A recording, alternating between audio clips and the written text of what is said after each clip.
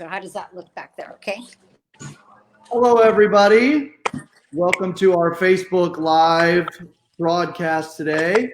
I'm super honored to be sharing with everybody on this Hump Day Wednesday, hopefully bringing a little bit of peace and happiness to a drama-filled world out there. Today, I'm going to be talking with one of our star agents and dear friends, Dina Totschluck.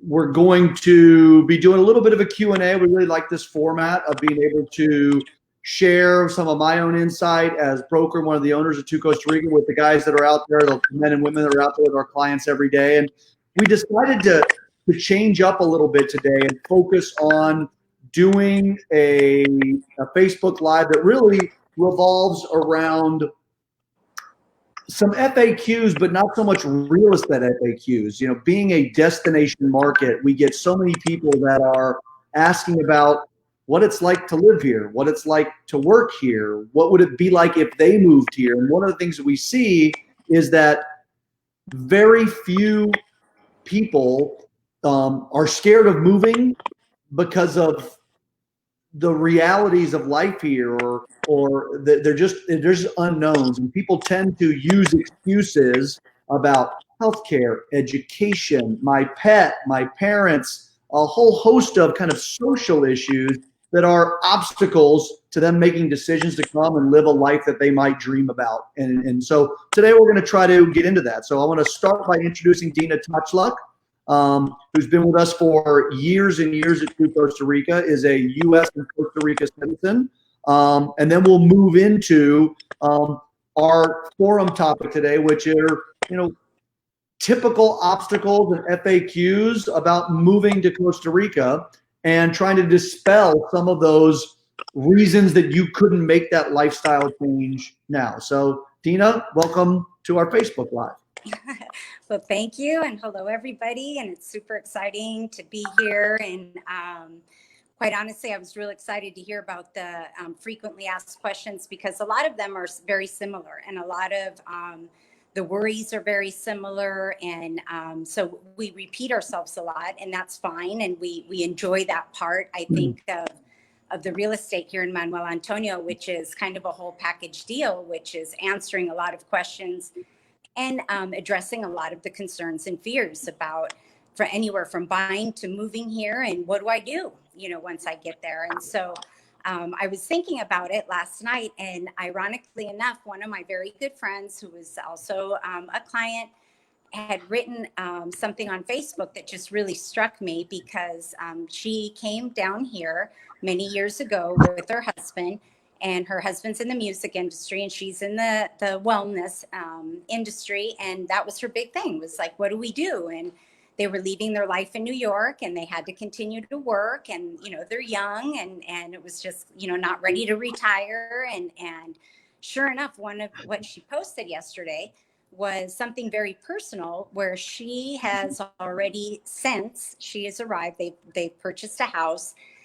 She was teaching class, via internet to a lot of her clients in New York. And then she started teaching in a local spa and wellness center here. And then COVID hit. And so in the meantime, she had built this great platform and in her backyard, and started giving classes in an open air platform. And that was her post, was that she had realized that she'd reached her dream, that she was working for herself in paradise, in a platform facing the jungle, giving classes, no, landlord, nobody telling her to turn down the music, the lights are too bright, or whatever it was, that she's basically had kind of reached that point. And it gave me goosebumps, and it still does, because those are things that like make my heart sing. When you see somebody maybe that hasn't even gotten here yet, and you see them get here, then you see them kind of graduate and reach whatever it is that they were seeking in life. And not everyone is the same. And Scott and I were talking earlier about another very, very, not only clients, but very good friends that came from all places of Las Vegas, right? So they're used to shows and entertainment and great restaurants, golf, you know, cards with the buddies. Like, I mean, it goes on and on. Like there's 20 things to do a day. And they were on a cruise ship and got off right at the marina where our office is at Marina Pesvela. And they came in and sat down and we talked for like 2 hours, and it was very little about the actual property itself, but addressing questions like, you know, again, they're semi-retired, well-off, come from a place that's full of entertainment. And their question again was, you know, how do I do it? And what do I do? You know, what is there to do here? So they, again, you know, bought a great house, go back and forth, completely part of the community. And with them, we were even joking just the other day, because they come in frequently to have coffee, but we were joking the other day because now they're giving me advice. Like, you know, before they'd call me like, oh, who do I use for this? Who do I use for that? And I was talking to them. I go, God, you know, I'm looking for a gardener. Oh, you should talk to this guy. You know, and so all of a sudden you really become a two-way street, and it's very much a community. But those are two cases that are very different, you know, very different situations, but yet they just fit of what we're talking about today. Sure. Well, I think, you know, that those two kind of cases really highlight, which unlike maybe a lot of realtors in the States, we're first and foremost international relocation, cultural and social guides. And I think, you know, especially in the COVID time, and we had a lot of time to kind of reflect on our own lives of our clients, you know, fear is a big driving factor in a lot of the decisions that people are making now about whether they go out of their home, how they work, where they do, what they're going to travel. And oftentimes, fear is the product of a lack of information. And I know that's something we see a lot about in the States right now. People that are fearful, and maybe for the wrong reasons. And that really gets to the kind of spirit of what our call is today, Dina, is to kind of address, you know, having been doing this now for 20, 25 years, the concerns that we see and hear tend to be overwhelmingly repetitive. And we deal with two kinds of elements. One are people that are ready to move but have questions. And another big element that we're seeing a lot of now are people that think they want to move, that dream about a different lifestyle, that dream about these alternatives, but tend to put up what I will call false barriers or fake obstacles, which are really ways for them just to deal with maybe their own fear of taking that leap of faith towards a better life. And so, you know, without further ado, let's maybe get into some of these really almost repetitive, frequent questions that keep people from thinking that a life in Costa Rica and on the Central Pacific Coast might be for them. So we're going to engage this, guys, as a kind of a Q&A. Well, I'm going to post some questions to Dina and her response. So, you know, the first area, especially with aging baby boomer population that makes up a huge part of our database of clients, is medical. So we have a lot of people ask about what's healthcare like in Costa Rica for families, for maybe aging baby boomer population.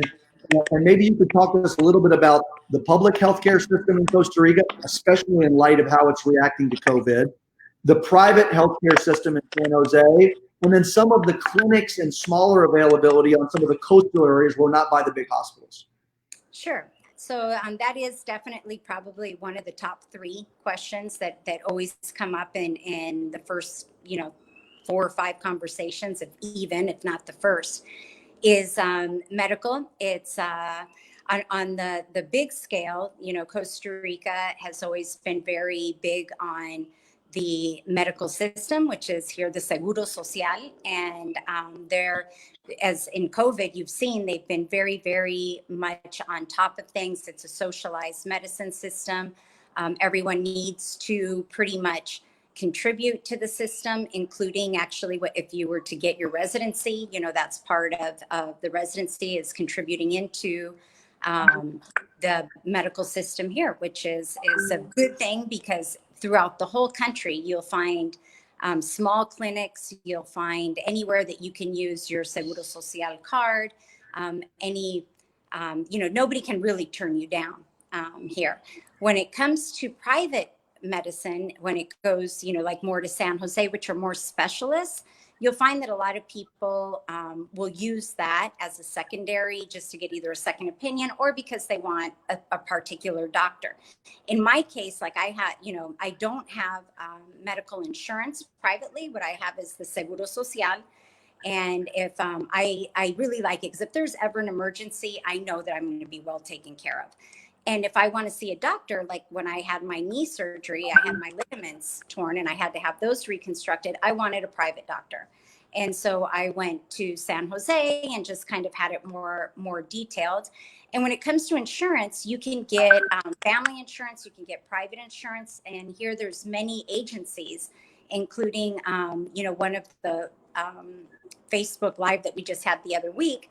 They were talking about, Blue Cross Blue Shield, which is very popular to be able to have in both countries. So, I know that there are there's several plans. There's, insurance agents all over the country. And like here in in Quepos, we have a great agency and, they speak English. They get you connected to, either the socialized or you can have both or one or the other. So I recommend it. And then the clinics that we have here in Quepos are phenomenal. Like not only do we have the hospital, which is 2 minutes outside of Quepos, and it's the third largest socialized hospital in the country. And right next to it is the airport. So if, anything had to be, aired out to San Jose, it's a cinch. But also we have private clinics, which are actually run by at least one doctor that I know is super popular. And I love him myself, is Dr. Gagnon. And he has his own clinic right downtown, speaks perfect English, perfect Spanish. And he's actually very, very, he's like the Doogie Howser of Quepos because he's a young guy. He's in politics. He has, his family's up and coming and everyone knows him. And he's just, makes house calls if there's an emergency. Like he's really hands-on and very much appreciated by the community. And on even the beauty side, like we have a dermatologist that comes twice a week that she's, from San Jose and will like literally come and see all your dermatologist needs. That includes even Botox. Like, you don't have to go to the States or San Jose because that is a concern for us women, and they'll ask me on the side, like, oh my gosh, what do I do about this or my hair? And so it's great. Like, you really do have lots of avenues. It's not just black or white or yes or no, sure. But lots to choose from. And maybe, one of the things that I found interesting, Gina, and we hear a lot about from our clients is the cost here of healthcare. The quality is really high, but by having the socialized healthcare system in Costa Rica, one of the things we're finding is that acute care for the masses is because it's provided by the government, is free for everyone. And foreigners that do get their residency here can opt into that Social Security system. The quality of care is amazing. It's a little bit less pampering than some of the private hospitals, but because our private, we don't have the litigious legal system here. One thing we're finding is that the cost of incredibly high quality international health care here is almost the cost of the premiums for a lot of people in the States. And it's one of the things that a lot of people don't know is medical tourism is our third biggest element of our tourism. People come for dental care, cosmetic surgery, all of these things, because even without their insurance being applicable here, it's so much cheaper. Yeah, that's absolutely right. And that's kind of like why I even probably should have mentioned a little more detailed, like with my knee surgery. Most people would say, oh God, I can't afford knee surgery without having this great insurance policy. Yet I could get like the top specialist. He's the medical doctor of the local Saprissa team, which is our soccer team and champions sometimes. Yay. But anyway, I was able to use him and it was affordable. It wasn't something that was astronomically unavailable to be able to do. So that is true. And the medicine also is very affordable in comparison to what I think people are used to, back in the States. And I think one other point I just want to outline, especially kind of in COVID times, private care and those facilities are world class. You've got access to these things both in the city and in the coastal areas. And an important element to maybe discuss is also just how well the Costa Rican healthcare system has addressed the COVID crisis. It's really a sense of national pride. We've had really low case counts here in Costa Rica throughout the growth of this process. And the country's been way out ahead of the curve. They were building their own COVID hospital when they had one case in Costa Rica. And that socialized medical system has allowed them to react a lot faster than a lot of other countries. And it's one of the things that's going to help us emerge from this crisis. We could talk about medical for a long time. I want to move on to another really common and important point. Your wellness, your well-being is important in Costa Rica, and we deal with a lot of clients that ask about that. I think intrinsically you live a healthier lifestyle here. So ironically, people are worried about healthcare and they're trying to go to the doctor a lot less when they live here because they're eating healthy, they're exercising in a beautiful place. But another huge element with health is kids and family. And we're seeing, even before the pandemic, and now we're seeing a huge increase in people that are looking at an alternative lifestyle. They're looking at, wait a minute, my kids are doing virtual school from our house in Chicago or in New York or in Dallas. I'm virtually working. And education becomes a question. And certainly people can do homeschooling, international homeschooling, but the availability of public and private schooling here, elementary, high school, and then college. And we're both parents. You've got a daughter in school. Tell us a little bit about the education system in Costa Rica, the options for people, especially in the Central South Pacific where we live, for people that have kids maybe in elementary or high school, and how that transition works. Sure. So the transition, education in Costa Rica is, one of the top things that have been since I can remember. Like, it's probably right up there with health. Health and education are two things that are like staples of Costa Rica. And with that, and it is still a big indecision because of the language. And so, that's one of the big worries is like, where do we even start? And it's amazing to me to see, because there are, not only the public schools, that there are several in town, but there are private schools to choose from. And I think that a lot of people are seeing, along with the homeschooling, I think a lot of the schools as well are starting to kind of change their way of doing things as well, as you saw with like Texas Tech, that's like in San Jose. And they're offering online English classes, so this is like, a very I want to say important point to make, that Costa Rica is much more advanced in the education realm worldwide. And, like you've seen in San Jose with several of the schools that are private schools in San Jose, they'll give you a list of where these kids are going to colleges, as they're being prepped to go to Ivy League colleges, state colleges, like all over the world, not just the US. And that's something that's the opportunity and the option that's here. And I think almost, that with these smaller classes, because they are smaller schools and groups and classrooms, is that you get really a lot more specialized attention. So even with the transition of coming in, you have someone really kind of holding your hand, kind of getting you through, making the friends and all that other stuff. But again, I think that once people get here, and this I see over and over and over again, it's just a matter of like weeks and not even, that the kids are friends, and then the parents are friends, and then this is, and it just all kind of comes together.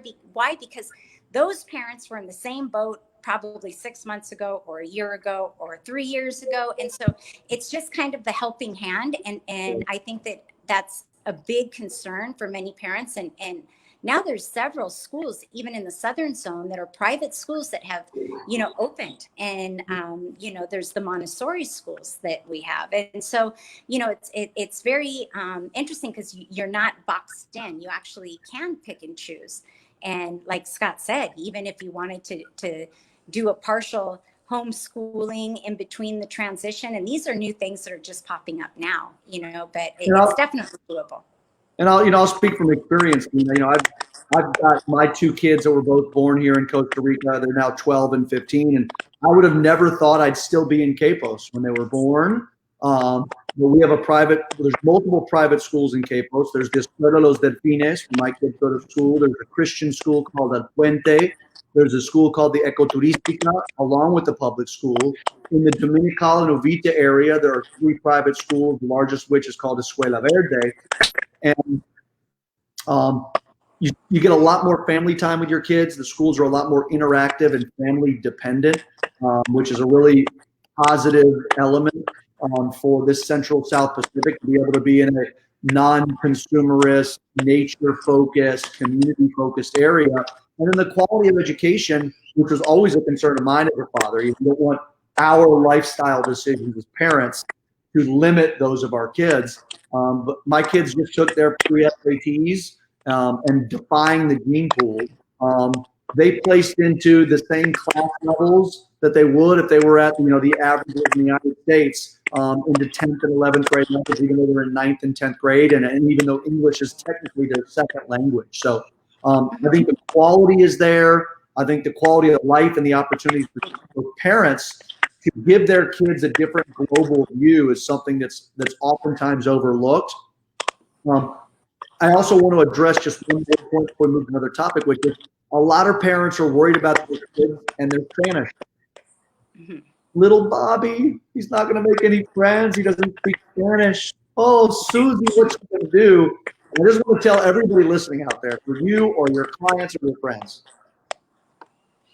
kids adapt and learn the language at light speed. And inevitably, we see it with every family that moves here. The first day at the new school, the parents come and they're hysterical in the car, and little Susie's crying, and little Timmy wants to stay with mom, and they think they've traumatized their little kid. And without fail, 1 month later, the kids are virtually bilingual, and you see these parents frozen in the supermarket trying to figure out how to order meat from the carniceria or get a special vegetable, and their kids are dragging them by the hand, translating for the cashier, ordering the meats and fruits and vegetables. So parents out there, the adaptation skills of your kids, combined with the quality and experience of the teachers and the community, because they see every one of these schools at these coastal areas in Manuel Antonio, Dominical, and Uvita, and Ochoa, they see 10 families a year showing up at the door, scared with their kids in this new life experience. And as Dina said, they accept you like family. They walk you through the process. And I really feel like perhaps the most enriched people from the move end up being the kids that become bicultural, bilingual, have a greater worldview, especially with some of the myopic news and media, regardless of which end of the political spectrum you land on in the States right now. Getting people a global view is really a healthy thing for kids and education. I think it's an important thing to transmit. I want to move forward, Dina, to something that's close to both of our hearts, and I know something you're just dealing with right now, which are pets. Strange for realtors to be talking about pets as a key part of our business, but it is a huge part of people considering to move here. Yeah. We get a client a month that says, we'd love to move there, but my dog's 10, and I don't know if he's ready for it, because they're part of our family. And Dina's an empty nester now in terms of her daughter, but is not an empty nester in terms of your pets. Tell us a little bit about Pets in Paradise, vet care, services, and everything that has to do with furriness. Well, that is absolutely true. And everyone has a pet. And if you don't have a pet, you'll probably be here a couple of weeks and have your first Tico dog from Paws. Because we do have a lot of pet lovers here. And Paws is actually one of many groups that we have in Quepos. And they basically, I'll give you a perfect example. When I moved here, that was 13 years ago, there were quite a few, dogs and they were abandoned, and street dogs, and Paws came in, and they basically, you don't see a street dog. They take care of all of the neutering and spading and adoptions, and they're at all the ferias, which are the vegetable markets, and any kind of community outing. They're there for an adoption center. And here they have basically great vets. You can go a half hour on each side of either north or south and be in a great actual vet clinic where they can operate x-ray, do everything. So they actually have like orthopedic surgeons. And what Scott was saying, actually my dog, who's a pretty big dog, tore his ligaments, and I took him down south a week ago today, and he had his operation. He's recouping over there in the corner. And I mean, it's great. And so I was nervous yesterday, for example, because of his wound didn't look quite right. And I WhatsApp the vet, and the vet answers me right back in pictures. And that's actually very, very common. I must say that that's even common in the medical world, besides the vet world, so again, it's very one-on-one. And then the whole, bringing your pet into the country is very simple. That's something that's always a question. As long as you have all your paperwork done in the States, you basically walk right through customs, you present your papers, and you walk out with your pet. And, you're off to start a new life. And, practically all the vets here, like most doctors, also speak English or will have an assistant that does. And, again, it's super easy, so much easier than what people feel or the anxiety that they create inside, because it's just smooth. And like Scott said, the kids are resilient. Pets here, 100% by 100% get healthier. People say, oh my gosh, I've never seen my dog do this or that, and it's just the lifestyle that they're able to be outdoors, and it is. I think the owners rub off. The owners are also more outdoors and moving around, but pets are a big deal, and and that goes for cats, dogs, and everything else. Dina, I want to. There's a couple of questions that come in. I want to say hello to my friend Nikki, Nashville. How are you, Nikki? We are going to try to talk about some different regions a little bit later. We got a couple of questions that are elements we're going to try to get through first. And if for some reason we don't get to all the different regions of Costa Rica, then we'll address your questions a little bit later. I'll give you a call, okay, Nikki? Now, moving from pets, Dina. Some other really common questions, and I'm going to link these into one. Language. We talked about it with the kids. I think it's important. I'd love for you to talk to people a little bit about, do I got to be bilingual to go live and flourish and have a good life in Costa Rica? And maybe I'll link that question with one of the most common general question, because how are expats welcome? Is there animosity? Do people, look at gringos, we call, gringos or expat, U.S., Canadian, European citizens, with warmth and welcomeness? So let's talk a little bit about the importance of language in Costa Rica, and how expats are welcomed into the communities.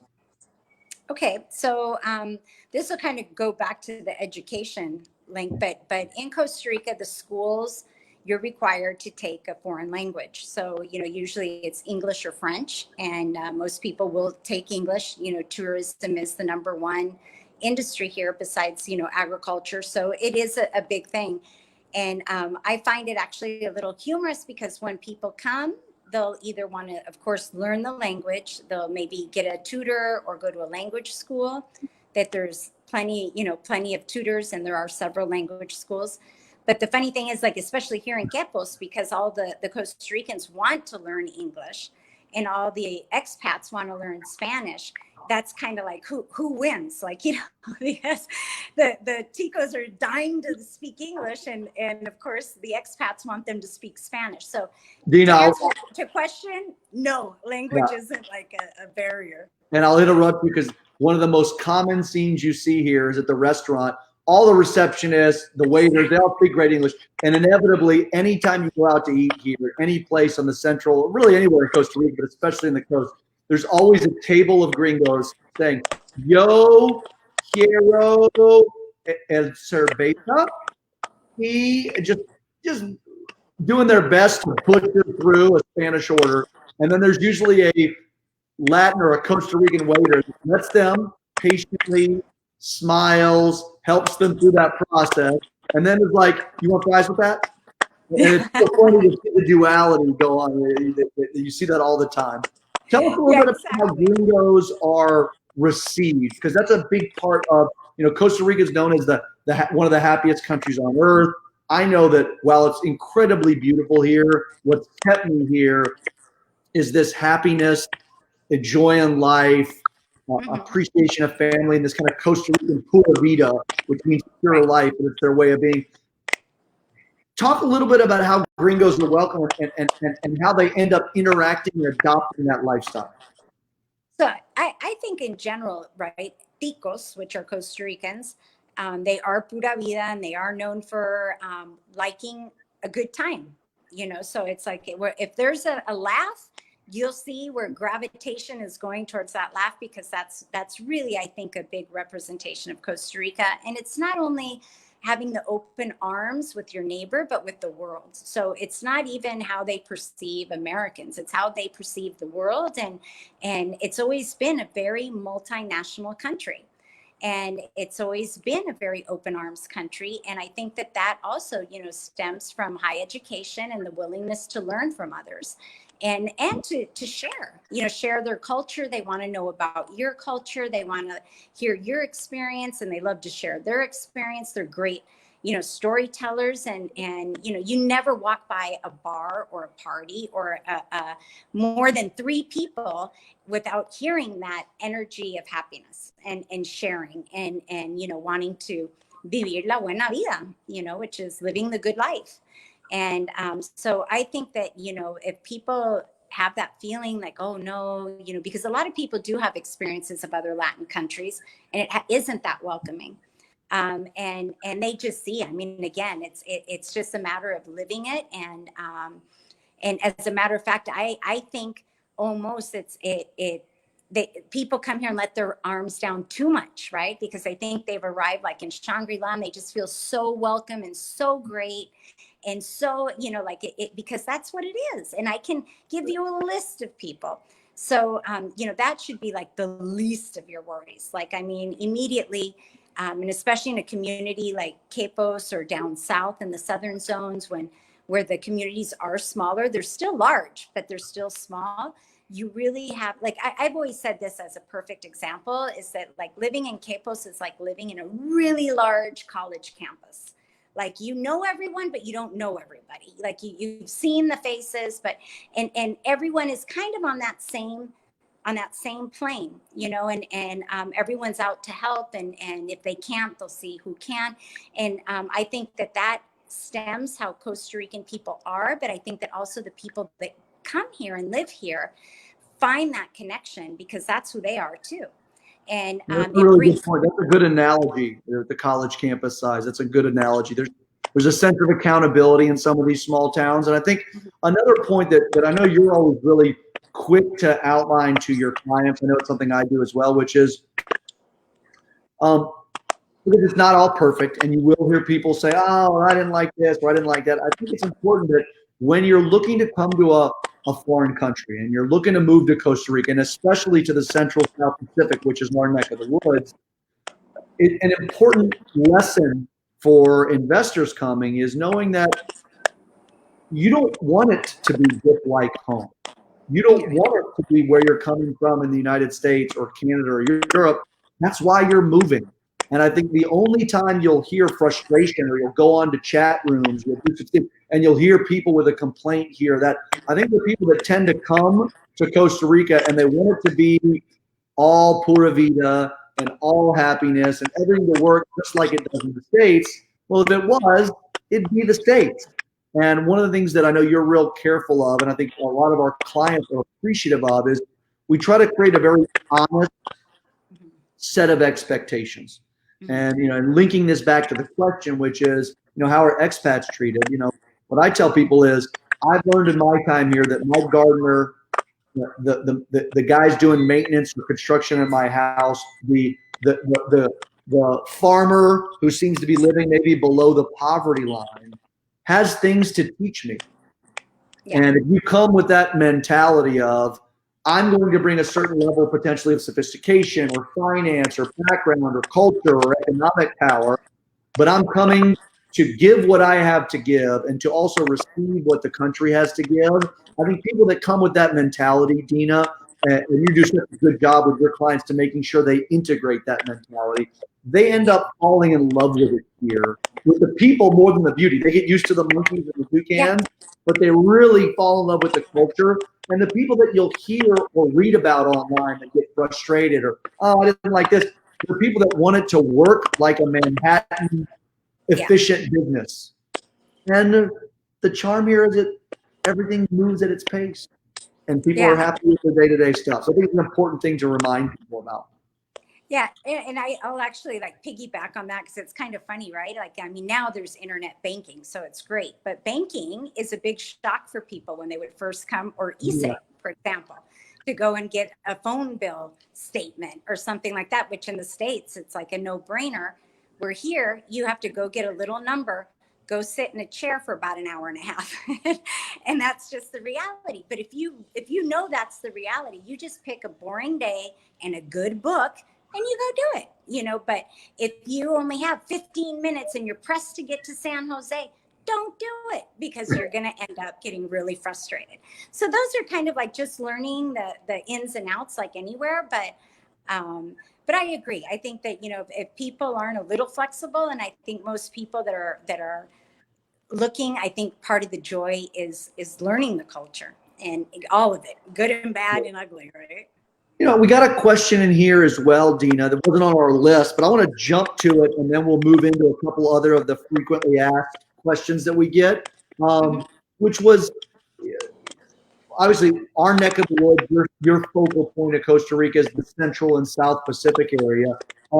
Maybe share with everybody listening out there why. I'm going to preface this with Costa Rica is a very small country. Anybody out there following this, about the size of South Carolina, but it is incredibly diverse in terms of infrastructure, climate, geography, amenities, lifestyle. You have a central valley, which is a high elevation plateau, cool mountain climate that's got 2.5 million people. And there's everything there from, you know, PF Chang's and Outback Steakhouse, and it's like any cosmopolitan city in the world, to extremely rural, remote rainforest areas to kind of dry plains. Maybe take a moment, tell us a little bit about what's drawn you and what's kept you in the Central Pacific, Manuel Antonio area, which is our home. Could you elaborate on a little bit of what's so special about this area and how Dominical, Uvita, that southern zone, compares to Manuel Antonio? Okay, that's easy. So I love Manuel Antonio. I always have. It's always had a very special place in my heart. When I used to come here as a little girl, it would take like 9 hours on the Bluebird bus, and it was a total adventure, you know. And nowadays you're in San Jose in 2.5 hours. To me, that's very attractive, as my mom and aunt and uncle, you know, they live in San Jose, and plus everything that you just mentioned, the being able to be there in 2.5 hours and being at an Apple store or at a mall and getting anything and everything that I would possibly need, I can get. Yet here you have the national park, the beaches, you have still Quepos town, and it is a town and a little city where you have the municipality. You know, all the conveniences that you might need of a big city are here. And then not to mention that I also really enjoy hiking in mountains besides the beach. And so where I basically am 15 minutes from any kind of great hike where you could be with waterfalls in a totally different area. But also more importantly, I think is the easy access when you go down south. Like it's only 20 minutes down south to be in Dominical, another 10-15 to Uvita, so you can technically be in super rainforest Corcovado in the same time it takes to go to San Jose. So you're going from one extreme, that's city life, to one of the most diverse rainforests in the world. And also, as Monday, I just went up to San Isidro, and like, you know, in less than an hour and a half, which is probably the second, one of like probably the largest city outside of San Jose, which also has everything. High altitude, beautiful drive. So, you know, there's just so much. There's so much here. And then, of course, there's the hospital, there's the airport. For me, it was important, the school, because Valerie was going to school. So that was probably the main reason why I picked Manuel Antonio or Quepos area at the time. But I never thought ever of, going anywhere else. Sure. So, And you touched on that. You started to touch on this and talking about the area, Dina, but accessibility.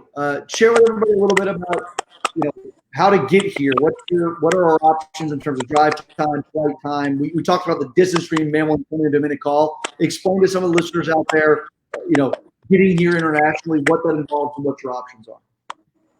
So if you're coming internationally, there's before COVID, right? You just had the pick of the airline, time, day, and how you wanted to come down here or up here over, depending on where you were coming from.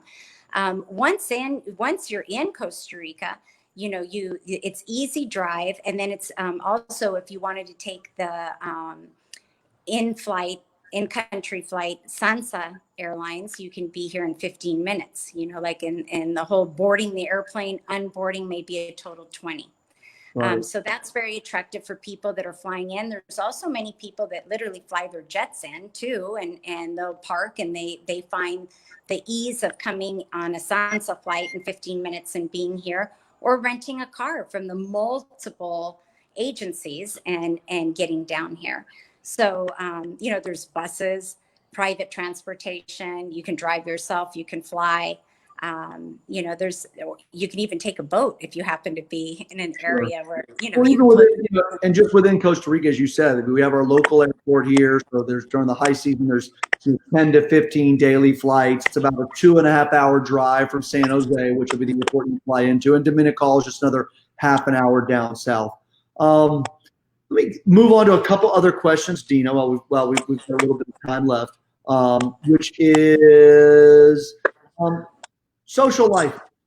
So, especially for retirees, families, some of the elements we talked about, school, pets, people wonder what they're going to do here. Am I going to get bored? The couple from Vegas, it's Scott, we're used to having shows and theaters and movie and art and golf, and what the hell are we going to do in this little town in the rainforest? So maybe you can share a little bit about the sense of community, the sense of diversity that you get in the communities, because it's not Waspville, right. the diversity of cultures, and then how people end up interacting and what they can do to feel like a part of the community, if they want to just get beyond sitting at their house. Sure. So like I mentioned, there are various groups here in Quepos, both socially and there's the women's club, there's PAWS. There's groups that go out and ride mountain biking. They'll go road biking. They'll do hiking. There's all sorts of I want to say wellness things that you can do. But then on the fun side or party side, there's a theater that's actually by the marina, and it was I guess brought back to life by a local hotel here, Gaia, and they bring in some great theater from San Jose and actually international groups as well. And at their hotel also, they'll bring some great bands, different musical groups, jazz groups, but I'm like quality, like stuff you would see in New York or in Manhattan or Miami, and same. There's several restaurants. One of my favorite, which is Emilio's, and they bring flamenco dancers from Spain. They'll bring their latest that I absolutely loved was this guy from Cirque du Soleil that was with his accordion, but just did this whole show, and so you get real unique, high class shows in a very intimate setting. These are like Cirque du Soleil where you go where it's like huge, but here you are in like a very intimate setting and the person's right there. And that's just, here locally on a weekend. And then Sure. There's all the different festivals and festivities that happen once a year and get-togethers, the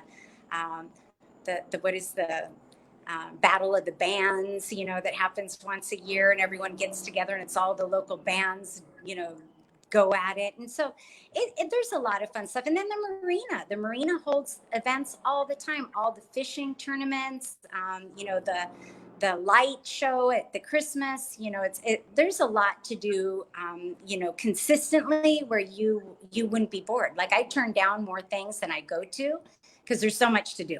Well, because most of that stuff happens after our bedtime, which we've obviously established as well, Dina. That's true. One of the things that really amazed me about living in Cape Coast is, you know, I love to travel and I love being around different kinds of people. And it's one of the things that most strikes you. Think about being in this, small town life in the United States is usually about homogenous life. You know, I grew up in Alabama, and you know, diversity was a hard thing to find, and usually, and especially in the United States, and sometimes in North America, small town life tends to be very homogenous life. And one of the neat things about living in Cape Coast, and we had a dinner party last time I was. It wasn't a big dinner party. I think there were 10 people there, and it's Gringo Scott, my Costa Rican wife, family from Colombia, family from Israel, a family from Italy, a family from Canada, and a Mexican. And you're going, I wouldn't have this kind of diversity, and all age groups, and multimillionaires, and you know, people that are making smoothies to rub 2 cents together. But there's you know, really cool vibe of blending of stratus and social, which I think is one of the things that's most infectious about this central and southern zone, is that we really don't care who you are or where you came from. You know, we're all, you know, we joke, we're all here because we're not all here. And there's this really cool sense of community of, hey, great, you're a millionaire. Good, you can bring more expensive wine. Here's my box wine.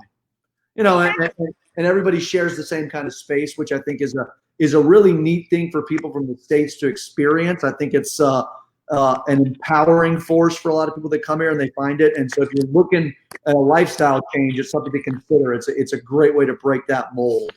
I'll look and see if we have any other questions coming in. Well, I was to piggyback on that. Like I was gonna say that also when we were talking about education. Like when I graduated from high school in San Jose, we were 21 graduates and we were 18 different countries. So, you know, even way back then, you know, it was always accepted. You know, it was just kind of you know, if you're American or like you said, from Italy, from Israel, doesn't matter. You know, more the merrier, you know. Right. Well, we're getting close to the hour point here, Dina. And anybody that's listened to me for an hour usually is ready for a break. But I want to get one last question in, which is just sourcing stuff. When I go to the States, I know I go on a spending spree. I know a lot of U.S. people that we're used to consuming. And I think one of the reasons to come here is you break a little bit of that consumption mold. You get out of the material world into the organic world of relationships and beauty. I don't think that should be emphasized about how great that is to move that lifestyle. But we still want our stuff. And we still need stuff. Maybe just, you know, as a last topic, talk a little bit about availability of goods. You know, I know that when I moved here, you know, I'm calling home, said, please send me, you know, Dr. Pepper and Doritos. And then talk a little bit about the evolution of the availability of products here, specialty foods, markets, how you shop, and then, you know, even stuff like Amazon and delivery and malls and dressing up. Give us that a little bit as a kind of a final wrap up. Okay.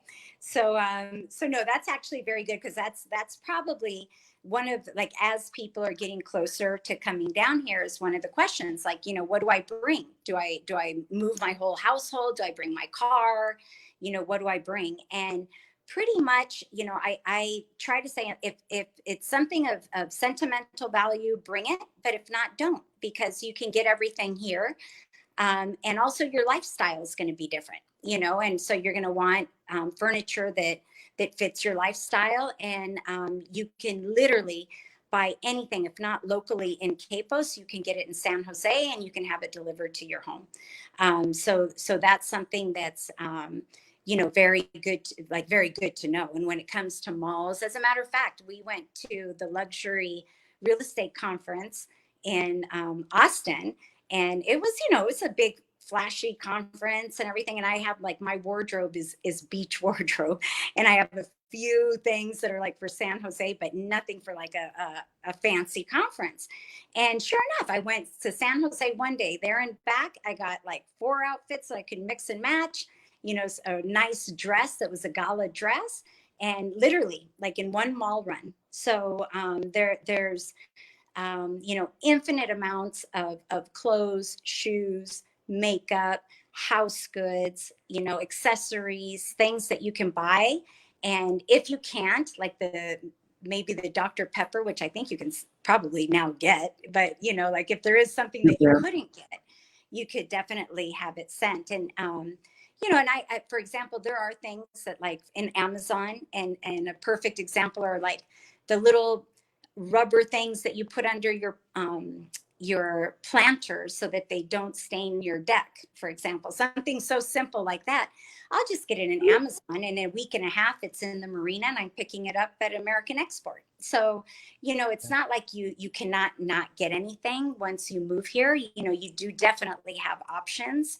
And you know, at least when I was growing up, if you ever were going to the States, you'd never tell anybody because you would get these lists of things that you had to bring back for people. But now it's like I tell half the world, and most I get is have a good trip, you know. So things have changed for sure, where you have the comforts right here. Well, you know, Dee, I really want to thank you for all your insight and your honesty. I want to kind of wrap up just by reminding everybody, this is a really unique time in the world, and a time that we're finding a lot of our clients, a lot of our friends are re-examining their lives and taking advantage of a forced reset to say, okay, does the next 5 or 10 or 20 years, do I want it to look the same? And if you do, that's awesome. This Costa Rica, and certainly the Central South Pacific, so small townville, isn't for everybody. But I think the important thing about chats like this, Dean, is a lot of people's reasons for not making the move are superficial, almost, you know, shields that we put up. I could never do that because of kids. I can never do this because my husband's got a health issue. I can never do this because I live on, you know, sushi, and I'm going to get my algae. I'll never survive. Well, I work online. I got to have a high speed internet. And what we find is those are easy scapegoats. And perhaps the biggest reason for not making those big lifestyle changes, whether it's to Costa Rica or whether it's the mountains or whether it's to somewhere in Canada, whatever you might be thinking, the biggest reason is usually in the mirror.